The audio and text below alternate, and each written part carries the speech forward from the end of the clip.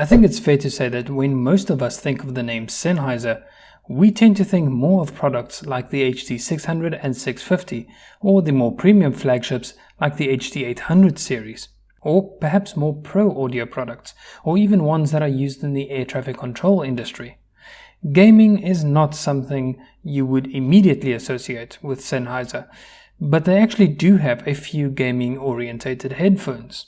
The latest addition to the segment is this, the GSP 670. At first glance, the GSP 670 does immediately remind me of a more modern gaming-orientated set of headphones, but at the same time it also carries with it a certain sense of subtlety and refinement compared to other gaming headphones. Perhaps it's due to the lack of any bold and frankly juvenile color schemes that tend to be so popular with gaming headphones that these Sennheisers seem more mature and less like an attention-seeking wannabe model on Instagram. Everything is basically either matte black or matte grey, apart from the tastefully understated silver-printed brand and model names on the headband, as well as just a few gloss black details here and there. What is quite interesting is that the headband itself has two types of adjustments. The first is to accommodate different head sizes, and it works basically like any other headband adjustment system out there. However, if we check out the top of the headband, we can see two sets of sliders, and what these do is to adjust the amount of clamping force applied by the ear cups. So, not only can the GSP 670 be adjusted for different overall head sizes, but also for head shapes in terms of width. The ear cups themselves also have a decent amount of swivel and tilt, which only further adds to that overall comfort. But of course, we can't talk about comfort and not talk about the padding. In this case, Sennheiser has opted for some fairly nice ear pads. Note they don't feature actual leather, instead the part which makes contact with your skin is said to be suede-like, whereas the rest of it is a leatherette finish. It doesn't feel as premium as proper leather pads, but nowhere near feeling cheap either.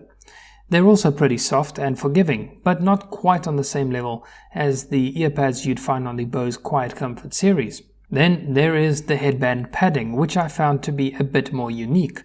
I'm not sure if it contains foam or what, but it kind of reminds me of those mouse pads that have the built-in gel wrist support, but it's softer and more squishy than that. I found this to make the GSP 670 really comfy during longer gaming sessions, as I didn't feel that hot spot at the very top of my head as I normally do with other headphones. If we take a look at each of the ear cups, we will notice that the GSP 670 has a couple of more features. On the right side is a smart button, as well as a chat volume wheel.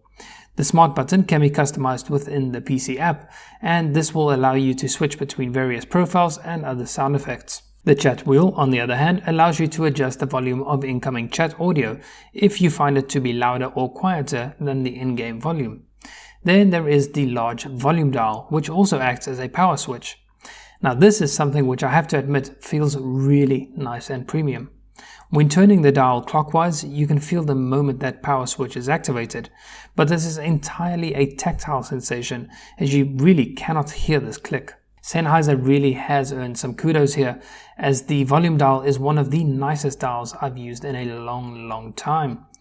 It has just the right amount of resistance to give you precise control, and it also feels perfectly linear from start to end, to the point where it feels more akin to the volume control on a really nice high-end hi-fi receiver. On the left ear cup is the micro USB data and charging port, as well as the Bluetooth pairing switch.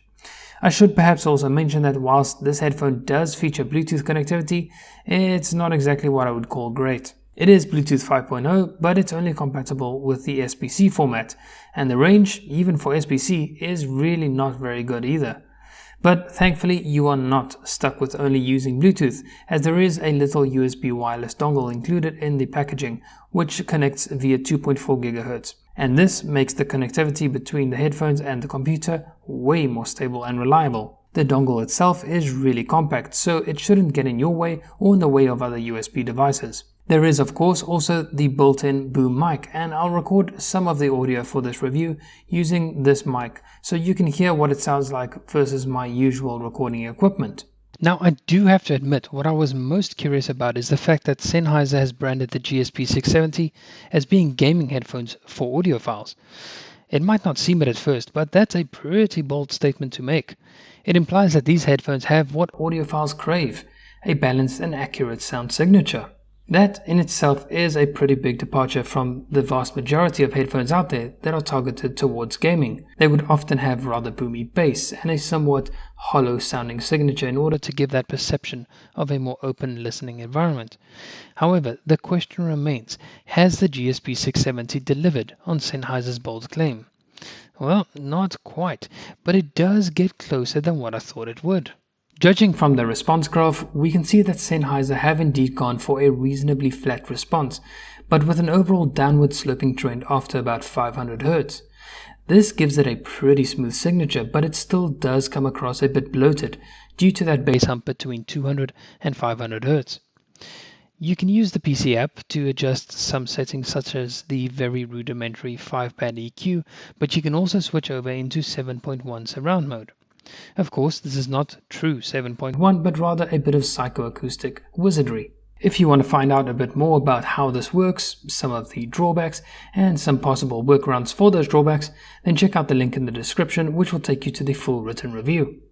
Overall, I think the signature is really not too bad. No, I don't think it lives up to this idea of it being a gaming headphone for audiophiles, but as a gaming headphone, first and foremost, I think they perform really well, and the fact that they do actually sound at the very least decent for music is an added bonus to the overall value. Now, these do cost $350 though, and at that price I would think that you'd need to be a pretty avid gamer in order for that price to really make sense to you in terms of a cost per use ratio. There are considerably more affordable options out there if you are willing to sacrifice some features such as the mic and wireless connectivity. But if you're looking to splurge a bit and treat yourself to some nice gaming headphones, then the GSP 670 might be just what you're looking for. Good build quality, a more subdued and refined design, a comfy fit, and a very decent sound character too. That all means that these headphones do pack a hell of a punch, but it does come with a more premium price tag. Well, that's it for this quick little review on the GSP 670. If you've got any questions or comments, please leave them down below. If you've liked this video, hit that like button, and please do consider subscribing. That's all from me for now, and I'll catch you in the next one. Cheers.